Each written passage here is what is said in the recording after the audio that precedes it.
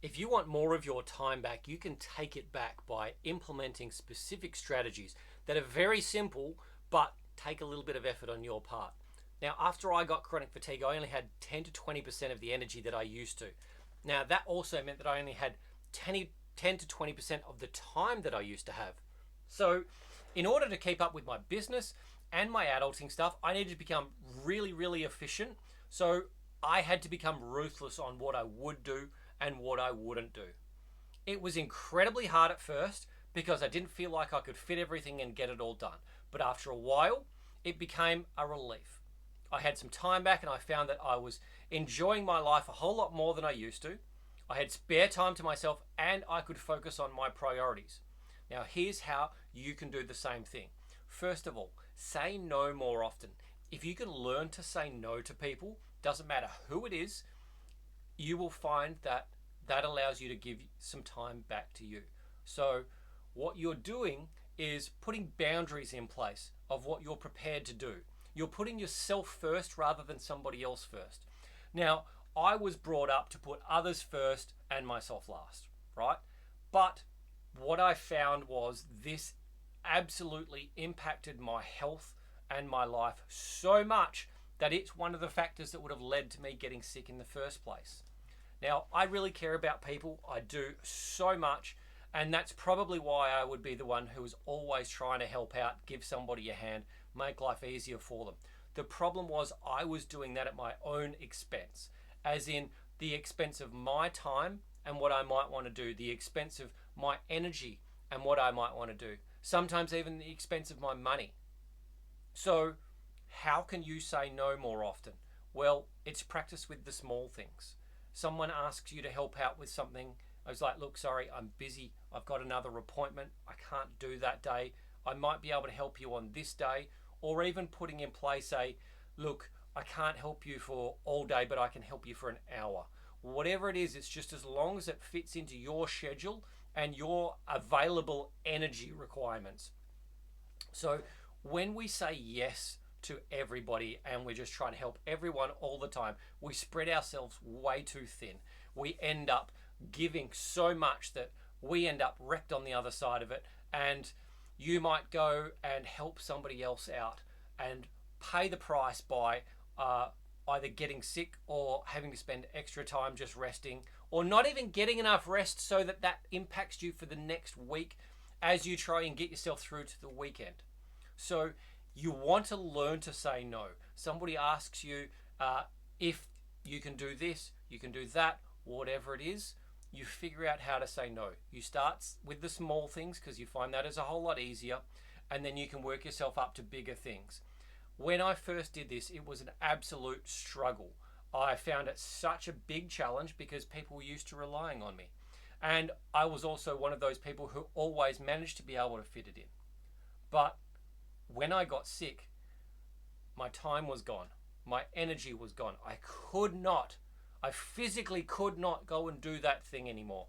Hey, can you come and help me with this? No, look, I just can't. I need to spend the day in bed. I even found, unfortunately, that a lot of the social invitations that I got, I had to say no to, whether I wanted to or not. I missed my sister's 30th birthday. That was really tough. I just could not get out of bed. I think I had a migraine and I was physically incapable of being able to do so.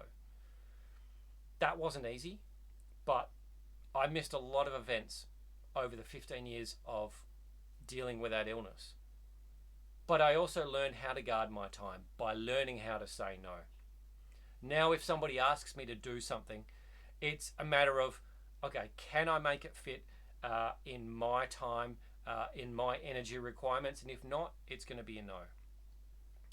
Again, if you want to say no, yes, start small, but also learn that you don't have to give somebody a reason to say no. I'm busy is enough. It's none of their business what busy is. If you have an appointment, your appointment could be with your couch and your TV, and that's perfectly acceptable because it's you and your life and what you need. If that's what you need to look after you and protect your time and your energy, then that's what you need to do. So practice small, work your way up. The next thing I highly recommend is learn how to outsource anything you can in your life. if you don't like doing a particular task, or you don't have the time to do a particular task, pay somebody else to do it, or find another way to be able to make that problem fixed. For example, you've got cleaning. You might have a house that needs cleaning on a regular basis. Now, if you are busy and you're earning good money, it's probably a whole lot better to hire somebody to come and do your house cleaning on a regular basis so you don't have to think about it. If you're earning more per hour than it costs for that person to do that job, then you're in a positive already. Two ways. One is your hourly rate, you're going to be earning more money to be able to pay for that. So that hour that they spend doing that, you're still making extra money on top of that, rather than you sacrificing that higher hourly rate to go and spend your precious time to go and do that thing. If you're on $150 an hour and it costs $50 an hour, well, there's a $100 difference there for you going and doing your thing, rather than you going and doing that $50 per hour job. Big discrepancy in there. Another one could be if you either don't like cooking, or you just don't have a lot of time for your shopping and that sort of thing. You can get meals prepared for you. You can get even organic meals cooked, frozen, delivered to your house. Doesn't matter what your food requirements are, there are plenty of companies out there that'll do it. If you're an athlete and you need specific macros to be able to fit into your training program, your lifestyle and your energy needs, that's out there. If you need it organic, that's out there. If you need it gluten-free, nut-free, preservative-free, all of these things exist at a cost. So if you have enough money but you don't like that thing, you can make that work for you. If you don't want to go the route of pre-prepared meals, you could use a service that delivers the food and the recipes for you. There are plenty of those things out there these days, where you know that it's just a regular order and you're going to get the ingredients for specific meals, so you just have to spend a small amount of time putting that together, and then your food is done.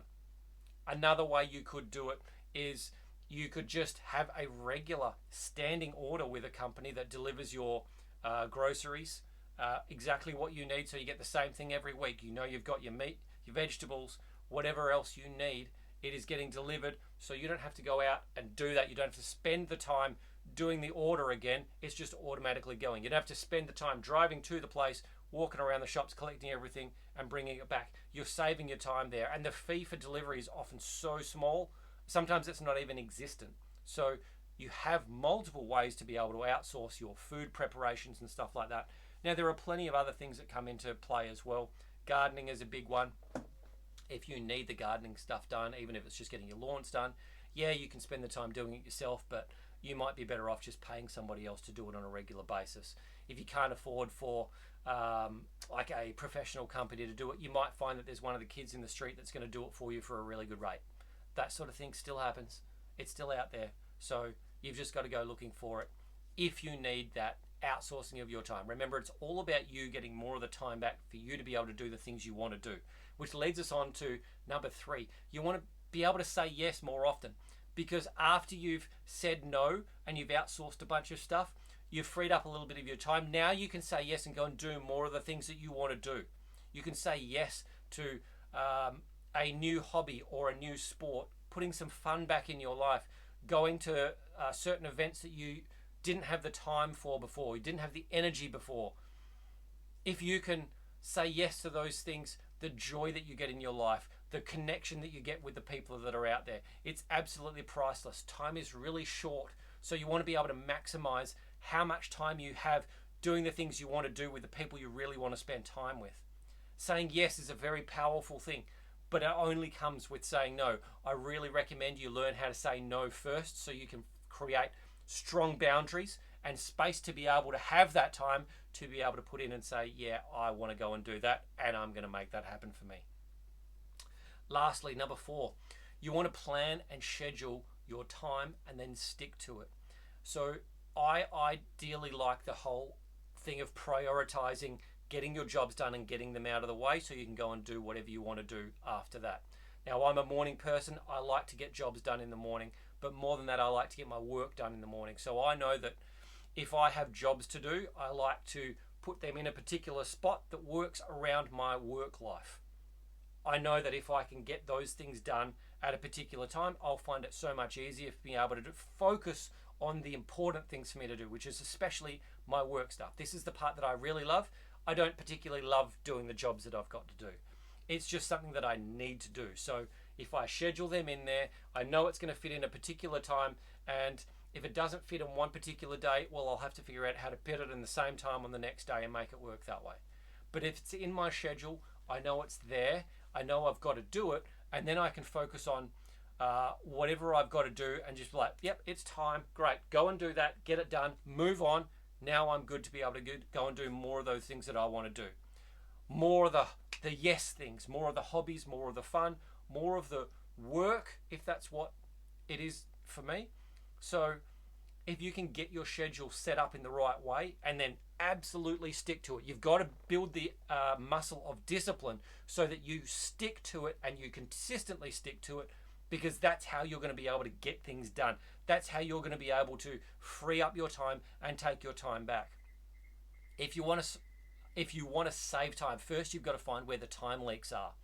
Then you've got to seal the cracks by introducing really efficient systems to manage that activity. So spend more time doing what you love and less time doing what you hate, and your life will get exponentially better. You've just got to spend a little bit of time planning it out and then being really disciplined with what you say and how you get things done. Now, if you want help maximizing and optimizing your life, I have a free 28-day coaching program. You'll see that on the link below. I'll help you design, build, and live your ideal lifestyle, so you've got a really good idea of how you're going to spend your time, how you want to spend your time, and how you can bring that fun back so you're living a life that you can just jump out of bed for and you're ready to crush the day. I'll see you in there.